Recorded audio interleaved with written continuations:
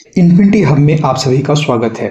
इस चैनल पर क्लास 9 से लेकर 12 तक बिहार एससीईआरटी को ऑब्जेक्टिव के माध्यम से पढ़ाया जा रहा है, जो कि बोर्ड एग्जाम, बीपीएससी व टीचर एग्जाम के लिए बहुत महत्वपूर्ण है।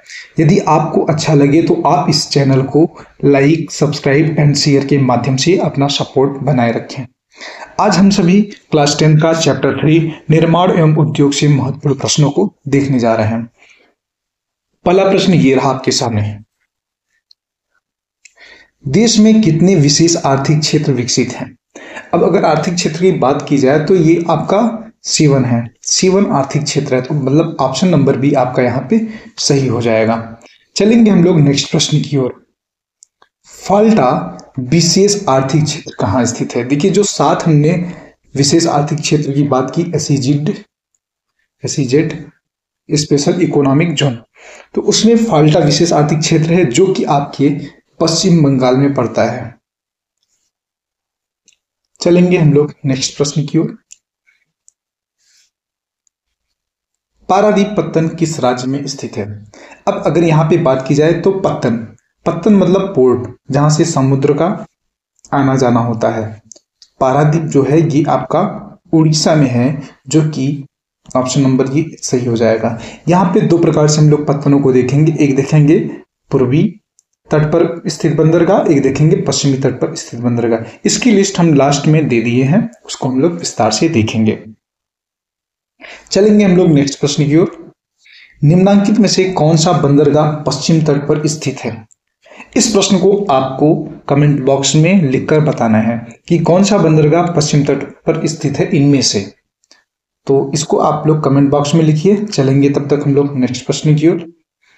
भारत में सबसे पहले स्थापित लौह इस्पात कंपनी निम्नांकित में से कौन है?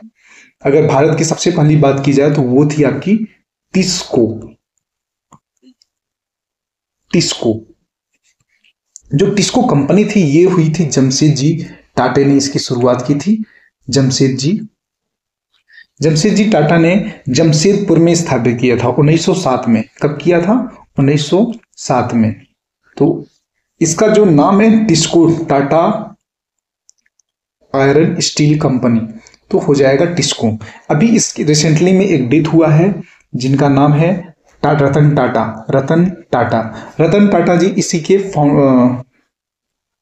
मालिक थे और अभी उनका देहांत हुआ है। तो इसका ऑप्शन नंबर बी उत्तर सही हो जाएगा। चलेंगे हम लोग नेक्स्ट प्रश्न की ओर।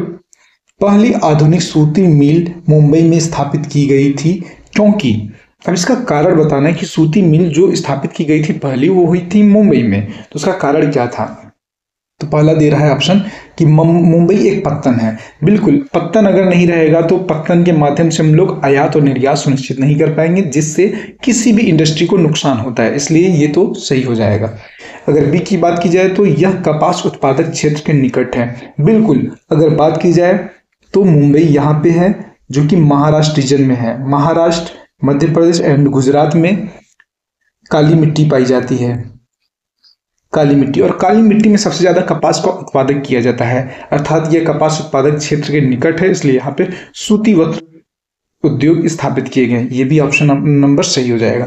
मुंबई में पूंजी उपलब्ध है। बिल्कुल, मुंबई को कहा जाता है कि यह आर्थिक राजधानी है, यहाँ पे पूंजी और निवेशक काफी ज्यादा है, इसलिए ये भी ऑप्शन सही हो जाएगा। अर्थात यहाँ पे ऑप्शन नंबर डी सही होगा। उपयुक्त सभी प्रश्न या कथन सही हैं। देखेंगे हम लोग नेक्स्ट प्रश्न को। निम्नांकित में से कौन उद्योग कृषि पर आधारित नहीं है? अब बात कर रहा है सूती वस्त्र। सूती वस्त्र किससे बनता है? सूती वस्त्र बनता है कॉटन से, और कॉटन की खेती किस में की जाती है? ब्लैक सॉइल, काली मिट्टी में, अर्थात यह कृषि उद्योग पर आधारित है। सीमेंट के लिए कृषि कोई नहीं है, क्योंकि ये चूने पत्थर आदि से बनते हैं ये तो बिल्कुल नहीं होगा।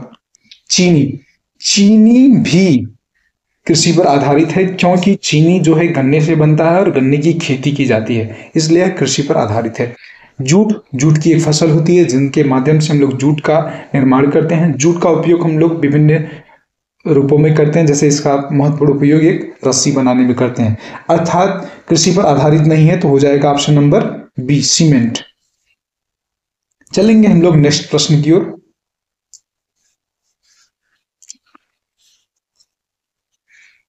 निम्नलिखित में से कौन सा उद्योग सार्वजनिक क्षेत्र के अंतर्गत आता है? देखिए, दो तीन उद्योग होते हैं।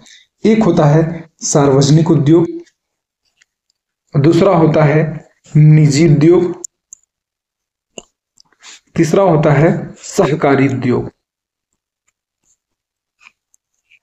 सार्वजनिक उद्योग में वो सब चीजें आती हैं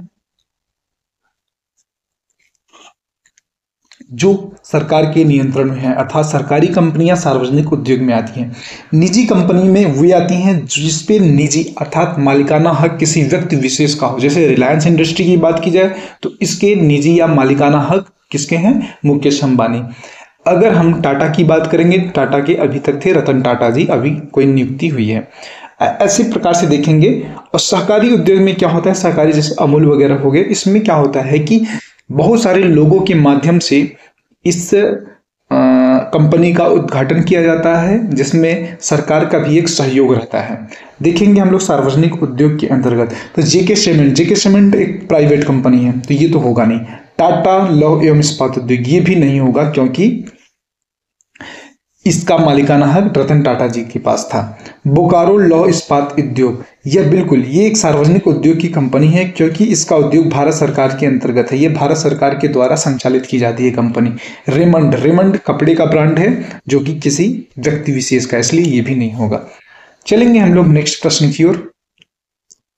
इनमें कौन उपभोक्ता उद्योग है? अगर बात की जाए उपभोक्ता उद्योग में क्या होता है? जिनका हम लोग उपभोग करते हैं, जिनको हम लोग खाने पीने में यूज करते हैं, तो क्या हो जाएगा? क्या पेट्रो रसायन को खाने पीने में यूज किया जाता है? तो होगा ऑप्शन नंबर 1 गलत। लौह को बिल्कुल नहीं, लौह को हम लोग खाने पीने में नहीं यूज करते। इसी प्रकार चित्ररंजन लोकोमोटिव को, इसको भी नहीं करते। लेकिन चीनी उद्योग को या चीनी को हम लोग उपभोग करते हैं, जो कि गन्ने से बनाया जाता है, जो कि उत्तर प्रदेश और बिहार में सर्वाधिक मात्रा में चीनी मिलें मौजूद हैं। चलेंगे हम लोग नेक्स्ट प्रश्न की ओर। निम्नलिखित में से कौन सा छोटे पैमाने का उद्योग है? तो चीनी उद्योग एक बड़ी इंडस्ट्री के अंतर्गत आती है, तो ये तो बिल्कुल नहीं होने वाला। कागज उद्योग भी एक बहुत बड़ी इंडस्ट्री है, जिसमें कागज, अखबारी कागज होते हैं। आपकी किताब कापी लिखने के लिए कागज बहुत सारे बनते हैं, जो कि बॉक्स, किसी साड़ी बॉक्स, किसी कपड़े का बॉक्स बनाने के लिए, कार्टून बनाने के लिए। खिलौना उद्योग छोटे पैमाने पर इसका उद्योग बनाया जाता है, मतलब कोई स्पेसिफिक खिलौने का हम लोग निर्माण कर रहे हैं, तो ये होगा छोटे पैमाने पर। विद्युत उपकरण तो जाहिर सी बात है बहुत बड़ा उद्योग हो जाएगा, तो ऑप्शन नंबर सी सही हो जाएगा, ये गलत हो जाएगा। ऑप्शन नंबर सही है। चलेंगे हम लोग नेक्स्ट प्रश्न की ओर। भोपाल त्रासदी में किस गैस का रिसाव हुआ था? भोपाल, जो कि आपको पता होगा मध्य प्रदेश की यह राजधानी है भोपाल में 1984 बोले तो 1984 में मिथाइल आइसोसाइनाइड MIC गैस का रिसाव होता है एक कंपनी में, जिसके माध्यम से वहां पे बहुत सारी जनसंख्या को क्षति होती है, मारे जाते हैं। तो इसका कब हुआ था? 1984 में। तो कौन सा गैस था? Methyl isocyanide. चलेंगे हम लोग नेक्स्ट प्रश्न की ओर। नेपानगर प्रसिद्ध है। नेपानगर एक अखबारी कागज के लिए प्रसिद्ध है, जो कि आपके MP के बुरहानपुर में पाया जाता है। बुरहानपुर एक डिस्ट्रिक्ट है, वहां पे नेपानगर प्रसिद्ध है। नेपानगर एक इंडस्ट्रियल एरिया है, जहां पे हम लोग अखबारी कागज का निर्माण करते हैं। चलेंगे हम लोग नेक्स्ट प्रश्न की ओर। मार्मा गोवा बंदरगाह कहाँ स्थित है? अभी हमने आपको बताया कि जो बंदरगाह का लिस्ट है वो हम लास्ट में आपको दे दिए है इसी वीडियो में। तो अभी हम लोग देखते हैं मार्मा गोवा बंदरगाह, ये है आपके गोवा में, ये पश्चिमी तट का बंदरगाह है। चलेंगे नेक्स्ट प्रश्न। निम्न में से कौन सा उद्योग चूना पत्थर को कच्चे माल के रूप में प्रयोग किया जाता है? अर्थात किस इंडस्ट्री में चूना पत्थर का उपयोग करते हैं? तो एल्युमिनियम बनाने में करते हैं क्या? नहीं, एल्युमिनियम में बॉक्साइट का प्रयोग करते हैं, बॉक्साइट। चीनी में गन्ने का प्रयोग करते हैं।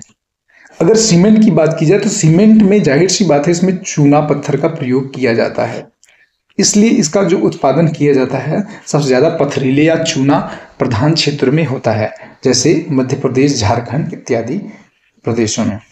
ऑप्शन नंबर सी यहाँ पे सही हो जाएगा। चलेंगे नेक्स्ट प्रश्न की ओर। कांडला विशेष आर्थिक क्षेत्र कहाँ है? कांडला विशेष आर्थिक क्षेत्र जैसे हम लोगों ने देखा पहले प्रश्न में कि कितने आर्थिक क्षेत्र हैं, तो हम लोगों को पता चला 7, जिसमें कांडला एक विशेष आर्थिक क्षेत्र है जो कि गुजरात में पाया जाता है। कांडला एक बंदरगाह भी है, पोर्ट भी है, और यहीं से गुजरात का ज्यादातर मालों का आयात और निर्यात करते हैं। तो ऑप्शन नंबर डी सही हो जाएगा। नेक्स्ट प्रश्न, राउरकेला इस्पात संयंत्र की स्थापना किस देश की सहायता से की गई है? तो जो राउरकेला इस्पात संयंत्र है, राउरकेला अगर की बात की जाए तो ये है आपके उड़ीसा राज्य में, उड़ीसा राज्य में है, जो कि जर्मनी की सहायता से इस कंपनी या इस इस्पात संयंत्र की स्थापना की गई है। चलेंगे नेक्स्ट प्रश्न की ओर। इन्नौर बंदरगाह कहाँ स्थित है? तो इन्नौर बंदरगाह की बात की जाए तो ये है आपके तमिलनाडु में, तमिलनाडु में। ऑप्शन नंबर बी सही हो जाएगा, यह पूर्वी तट का बंदरगाह है। नेक्स्ट प्रश्न, भारत में प्रथम सूती वस्त्र उद्योग कहाँ स्थापित किया गया?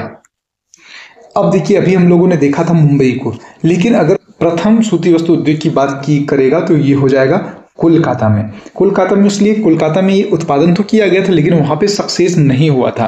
प्रथम सूती वस्त्र उद्योग कोलकाता में। चलेंगे नेक्स्ट प्रश्न की ओर। अधिकांश लौह इस्पात केंद्र भारत के किस क्षेत्र में स्थापित हैं? इसका प्रश्न आपको कमेंट बॉक्स में लिखकर बताना है। चलेंगे अब हम लोग कुछ लिस्टों को देखेंगे, जो कि भारत के पूर्वी तट पर कई बंदरगाह हैं, जिनमें से कुछ प्रमुख बंदरगाह ये हैं। तूतीकोरिन जो कि तमिलनाडु में है, चेन्नई तमिलनाडु में है, इन्नौर तमिलनाडु में है, विशाखापत्तनम आंध्र प्रदेश में है, पारादीप उड़ीसा में है, हल्दिया और कोलकाता बंदरगाह, हल्दिया बंदरगाह फेमस है पश्चिम बंगाल में जो कि कोलकाता में है, पोर्ट ब्लेयर अंडमान निकोबार। अगर इसका मैप देखेंगे तो कुछ इस प्रकार से है, तूतीकोरिन तमिलनाडु, चेन्नई, उसके बाद इन्नौर भी यहीं पे है, 3 बंदरगाह आपके तमिलनाडु में है। उसके बाद विशाखापत्तनम जो कि आंध्र प्रदेश में है, उसके बाद उड़ीसा है, उसके बाद हल्दिया है, पोर्ट ब्लेयर आपका पड़ता है जो कि अंडमान निकोबार है, यहाँ पे पोर्ट ब्लेयर है। ये पूर्वी तट के बंदरगाह।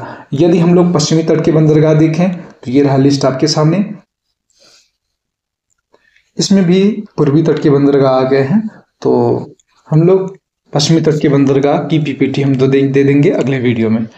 तो ठीक है, यदि आपको ये सेशन अच्छा लगे तो please like, support and share करें, और अपना सपोर्ट बनाने के लिए जरूर चैनल को सब्सक्राइब करें। Thank you. मिलेंगे नेक्स्ट वीडियो में।